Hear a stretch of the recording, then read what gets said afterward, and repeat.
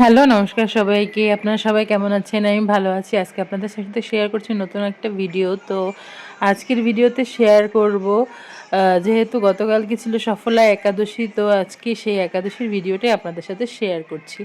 তো গতকালকে একাদশী থাকার জন্য তো সকালবেলা আমি পুজো দিয়েছিলাম, তো তখনকার ভিডিওটা করতে পারিনি। তো দুপুরবেলা ঠাকুরকে স্নান করিয়েছি, তারপরে ঠাকুরকে সুন্দর করে সাজিয়ে গুছিয়ে, তারপরে সুন্দর করে নতুন পোশাক পরিয়ে, ধোয়া পোশাক, তারপরে সোয়েটার গায়ে দিয়ে সুন্দর করে একদম টুপি মাথায় দিয়ে সুন্দর করে বসিয়ে দিয়েছি। দেখুন না আমার ঠাকুরটাকে কত সুন্দর লাগছে। আর এই তো সব প্রসাদ কেটে ধুয়ে তারপরে রেখেছি, আর পুজো আমার কমপ্লিট হয়ে গেছে, তারপরেই আমি ভিডিওটা করেছি। আর এই ধূপদানিটা আমি নতুন এনেছি, কেমন হয়েছে বলবেন।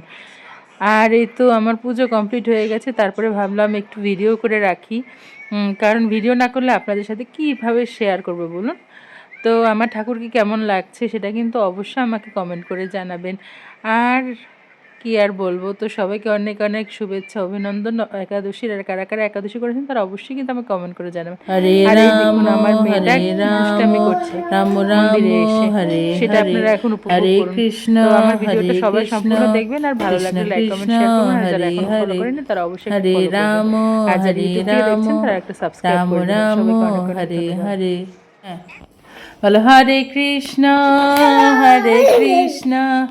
কৃষ্ণ কৃষ্ণ হরে হরে হরে রাম রাম রাম হরে হরে। দুত্তুবুড়ি, এটা হরে কৃষ্ণ বলো তো। হরে কৃষ্ণ